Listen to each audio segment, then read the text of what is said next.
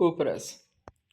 There are 8 upras: ગંધક, ગારી, કાશીસ, કનકસી, હરતાલ, મનશીલા અને અંજન અને કંકુષ્ઠ. આ 8 ઉપરસ થાય છે.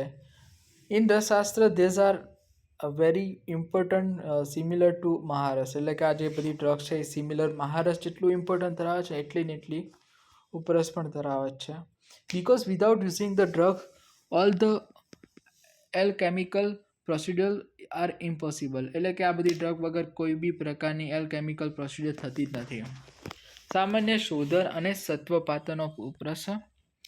આપણે અશુદ્ધ ઉપરસ લઈશું અને લેવિગેટ કરીશું. સ્વરસ ઓર ક્વાથ ઓફ ધ સૂર્યવર્તક, કડલીકંદ, વદ્યાકર્કોટી, દીવદાલુ, શીગ્રુ, વજ્રકંદ, નિરાકણ, કાકામચી એન્ડ વિથ લવણ, ક્ષાર, અમ્લદ્રવ્ય ફોર સેવરલ ટાઈમ્સ. અને પ્રાપ્ત કરીશું શુદ્ધ ઉપરસને. સત્વપાતન. શુદ્ધ ઉપરસને ધમન ઇન કોષ્ઠી. એટલે કે શુદ્ધ ઉપરસને ધમન કરીશું કોષ્ઠીમાં. રેડી? તેથી આપણે એનું સત્વ પ્રાપ્ત થશે. ગંધક. ગંધકના સંસ્કૃત નેમ કહી શકાય. સિનોનેમ્સ કયા થશે? તો પહેલાં છે ગંધક, ગંધ વાસણ, પછી રસગંધક, સૌગંધિકા, અતિગંધક, કીટગ્ન, ક્રૂરગંધ. પછી હિન્દી નામ થશે ગંધક, ઇંગ્લિશ નામ થશે sulphur.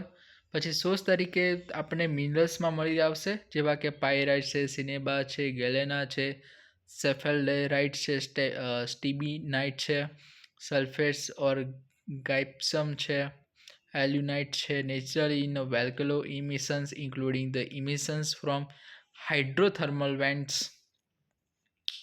મિનરોલોજીકલ identification of the sulphur. એટલે કે ગંધક. તો એનું કેમિકલ ફોર્મ્યુલા થશે એસ એન્ડ કેમિકલ નેમ થશે સલ્ફર. બ્લોક પીમાં આવશે. કેટેગરી નોન મેટેલિક છે. નેચર ક્રિસ્ટલાઇન લમ્પ્સ જેવું છે. કલર યલો છે. ટાઈપ્સમાં આવશે એના એકોર્ડિંગ ટુ કલરના આધારે આવશે. એમાં ફર્સ્ટ શ્વેત રંગ એટલે કે શ્વેત કલરના એકોર્ડિંગ એ લાઈક ખાટિકા એન્ડ યુઝ ઇન અ લેપન ઓર લોમારણ. એન્ડ પિત્ત ગંધક ઇઝ અ લુક્સ લાઈક સુક પીછા. એટલે એનો જે સુક પીછાનો અર્થ શું થાય? તો tail feather of parrot use in a રસ એન્ડ રસાયણા. પછી ત્રીજું રક્ત કલરવાળું sulphur.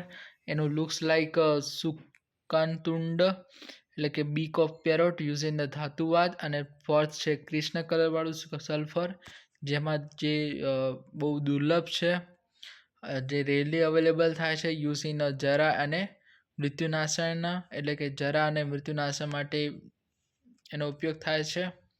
ગ્રાહ્યત્વ of the sulphur.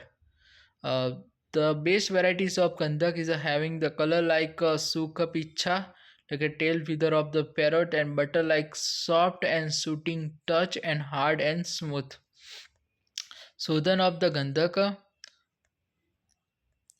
Melt ગોઘ્રીત mild heat in a low પાત્ર. એટલે કે પેલા ગોઘ્રીત લેવાનું. તો શેમાં લેવાનું? તો લો પાત્રમાં લેવાનું. એમાં ઇક્વલ અમાઉન્ટ એટલે કે જેટલું ગોઘ્રીત લીધું છે એના એટલા જ પ્રમાણમાં અશુદ્ધ ગંધક લેવાનું. રેડી? પછી આપણે શું કરીશું? એને હીટ આપીશું. તો હીટ કેવી આપીશું? તો મિલ્ડ આપીશું. અને ક્યાં સુધી? તો જ્યાં સુધી તે મેલ્ટ ના થઈ જાય, એટલે કે ઓગળી ના જાય ત્યાં સુધી. પછી તેને quickly Por the entire mixture through the cotton cloth into the milk. એટલે પછી એને છાણી લઈશું ક્લોથ દ્વારા. અને ક્યાં છાણીશું? તો મિલ્કમાં. પછી વોશ કરીશું વોટર દ્વારા.